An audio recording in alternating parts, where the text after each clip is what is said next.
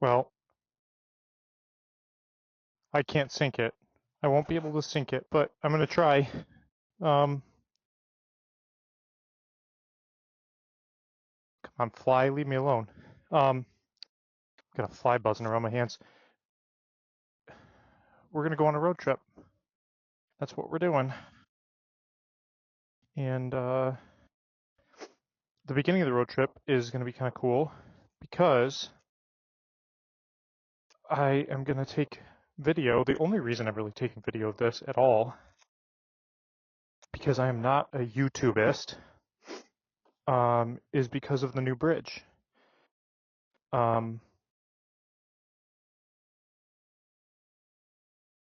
The Gordie Howe Bridge between Detroit and Canada.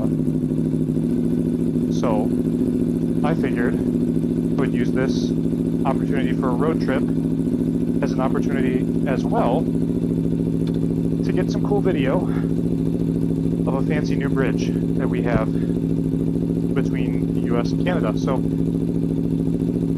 we're gonna go up towards Toronto. That is the route, and then we're gonna go up towards Bolton, Ontario tomorrow morning for a weekend-long softball tournament. My girlfriend's family, cousins, friends, everybody.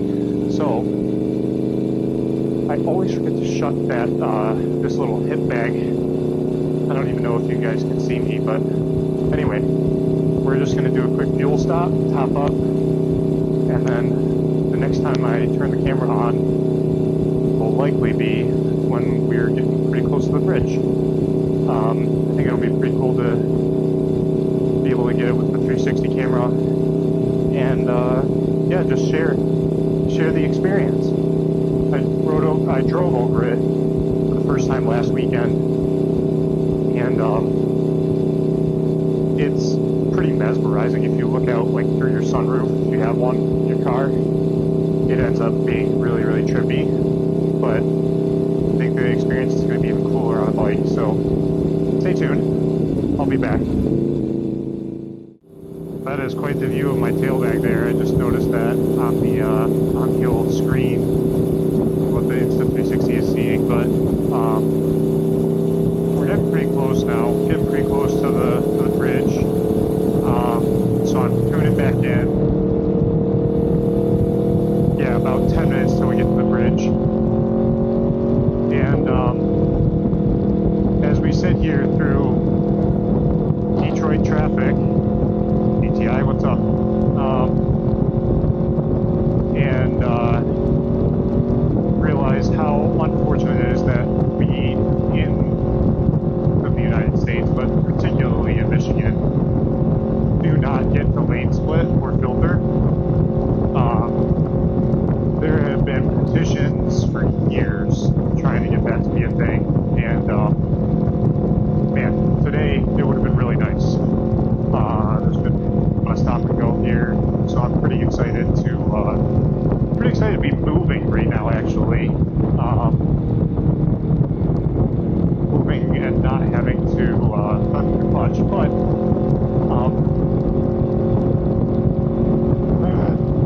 I just had a burp sneak up on me there.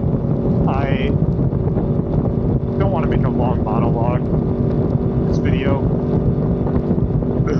Oh, that was good.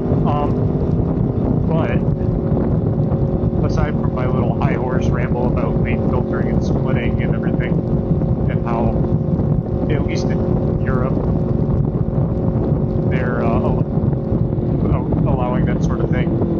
Anyway, aside from that, I did just want to talk about why the literal hell I am taking my RSV4 on a road trip. Because, as anybody knows, it's not really a road tripping bike. I mean, it just isn't. Let's be honest, it's a super bike. It is meant to super shit. But anytime anybody buys a super bike, even a sport bike, I guess I'm categorizing these as super bikes are the 1000cc bikes, or bikes are anything less, right? So the middleweights, the 600s, all that sort of stuff. Anytime anybody buys one to use it on the street, really in any capacity, it's sort of a fish out of water. That being said, motorcycling itself is not, it's just not a hobby that makes any sense whatsoever. It just doesn't. I mean, let's call it what it is. It's practical in, I would say the caveat is it doesn't make sense in the United States, maybe not even North America. I feel like it makes sense more in Europe and the UK because infrastructure sort of exists for motorcyclists. You know, they're considered a lot more over there, and motorcycles can be quite economical. You know, with fuel, cost to buy them, cost to maintain them. Here in Michigan, I mean, shoot, I'm doing almost 40 miles per gallon right now so far on this ride, with the tailbags on and everything. So, where do I go? Oh, I go right. Okay, I should know that by now. South to Toledo. Yep, this is the way. Here we go.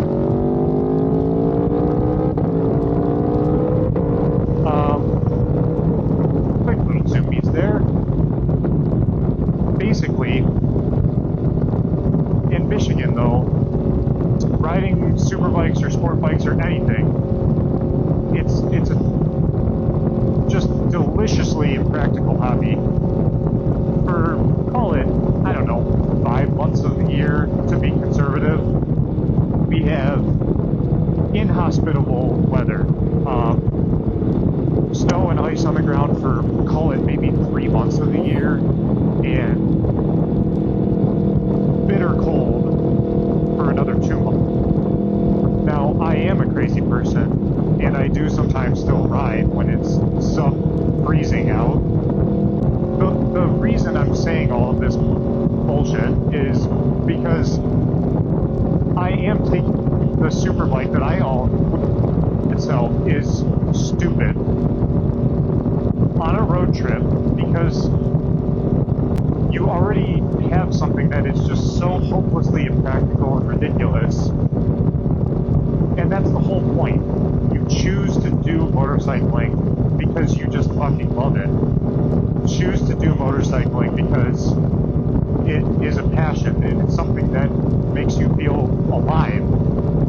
And despite the imminent danger coming at you from literally almost at every single moment, despite the peril, despite the danger, you continue to love it anyway.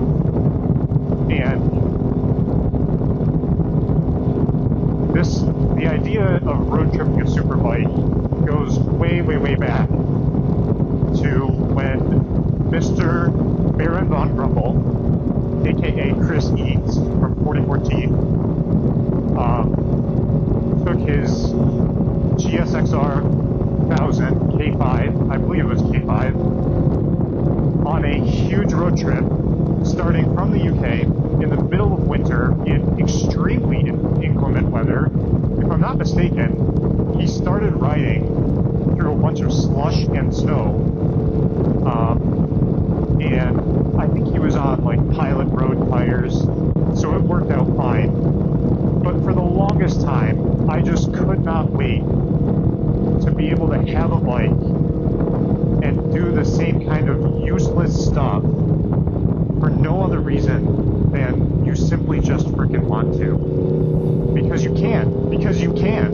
Because of all the free will, ridiculous things to do, motorcycling might just be the coolest thing, and taking a needlessly powerful and fast motorcycle on a road trip is, it's just the sense of adventure for a drive that I do multiple times a month. It's just multiplied by a million. And as we come up to this bridge here, which you may be able to see now, depending on my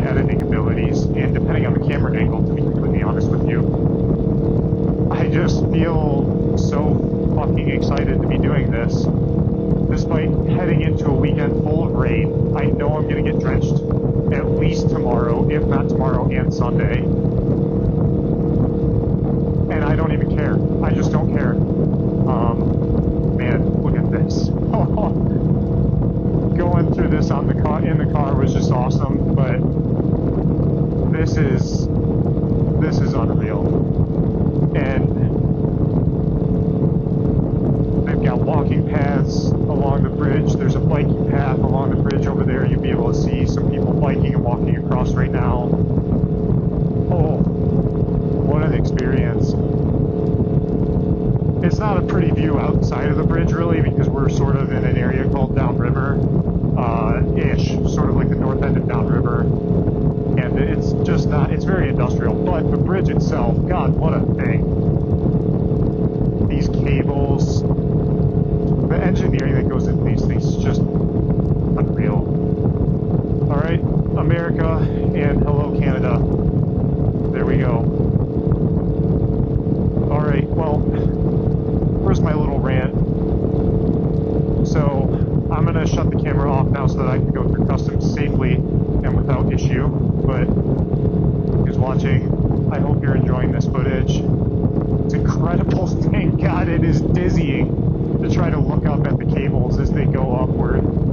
I'm going to stop doing that now. And off on the right, we can see downtown Detroit and the Ambassador Bridge, which we will never go on again. And the Renaissance Center down there. And that's it.